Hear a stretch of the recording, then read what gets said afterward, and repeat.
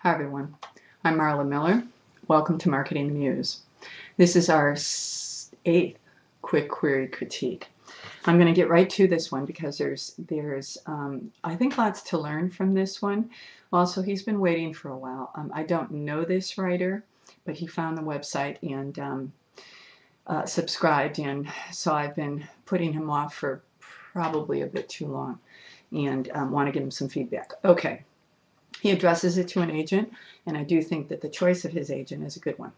I invite you to read my 138-word archaeology, mystery, and fictional novel entitled The Ancient Prophecy. Kirkus Reviews calls it a head-spinning adventure, also adding that the plot pulls the reader smoothly through the action, and the scenes from ancient Egypt have the feel of an authentic fable, and raves on that it's an Egypt tale worth telling. I'm sorry, that it is an Egypt tale well worth reading.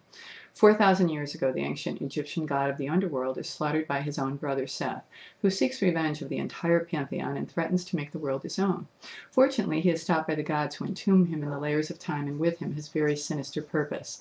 The story then shifts to modern days, where a family of 3 Egyptologists, father, mother, and daughter, are stranded in an ancient Egyptian tomb. The parents meet their demise by means of a curse, while the girl, Maya Montgomery, encounters a near-death experience when she falls into a dark pit during her escape. At 8 years of age, she is left to die inside the tomb until she is rescued by a family friend.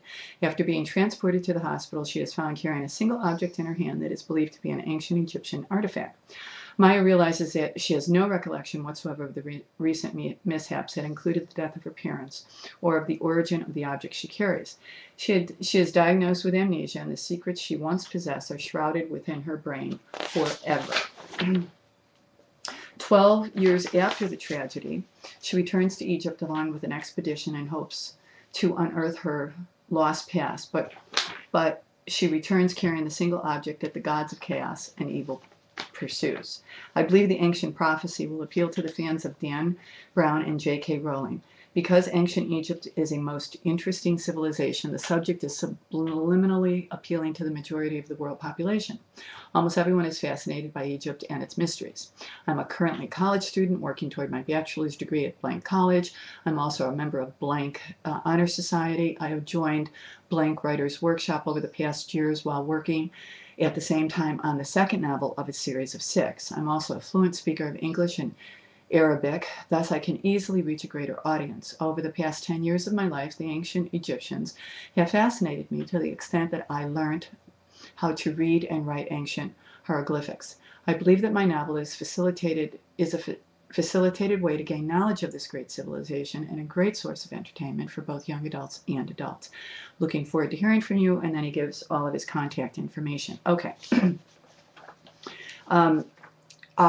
I certainly can tell that this person has a facility for English, and I'm not surprised to hear that he is of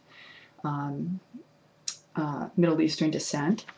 And but let's get right to this letter. And for those of you who have the newsletter, follow along there, and I'm going to post this on my website as well.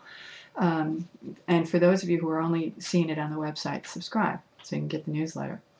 Okay, end of plug. First sentence, fictional novel. Fictional novel telegraphs to an agent that you are new to this business, because fictional novel are one and the same. Novels, good. Kirkus Reviews, and then goes on in the second paragraph to, really offer some fabulous reviews of The Ancient Prophecy. What it also does is tell me that this has already been published, so it's self-published. And I wasn't aware that Kirkus Reviews reviewed self-published books, but that was when I read this, when I got the email and read it, and I saw that, I immediately emailed him and said, and so he told me in the email. He didn't tell me here. Okay, but he's telling the agent in the first sentence of the first 2 words of the second paragraph, Kirkus Reviews. We'll get to that later. Okay. He, in the last paragraph, he says that this will, it has a cross, that it will hit young adults as well as adults. And then he also mentions that it has a Dan Brown, J.K. Rowling flavor, or in terms of who who they would market this to. Okay, so what you're saying is that I haven't decided yet if this is a young adult novel or an adult novel, and so I would encourage you to look at that because that's confusing. Other than that, I think it sounds like a fabulous story, and so that takes me back to the Kirkus reviews in the second paragraph. And what I will say about that is that I would leave that out, because what I tell writers who have self-published books and then try to get them traditionally published is this. Again, my opinion, so check mine out against others. I say hook the agent first with a fabulous query. Make them invite you to send either the first 3 chapters or whatever it is that's their protocol, or the book proposal, and then hook them some more. And then in a telephone call, I would tell them that it was self-published and give them the history of that. Okay, I hope that that's helpful, and I invite you to resubmit, and I'll take another look at it. That's it for the 8th quick query critique, but I have a couple of announcements that I would like to make. One is that I'm going to be offering my first author interview in, I hope, our next newsletter will alert you to it. His name is Colin Broderick, and he is a memoirist who has written Orangutan and is been invited to write a second one. And I think his house is, I don't know, but it's a big house.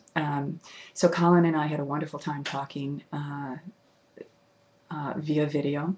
And so in that interview, which is about 8 minutes, we'll cover memoir writing, what Norman Mailer has to say about it, and Colin's opinion of the James Frey debacle. And until then, thank you for tuning into Marketing the Muse. And I'm looking for the button. I will see you next time.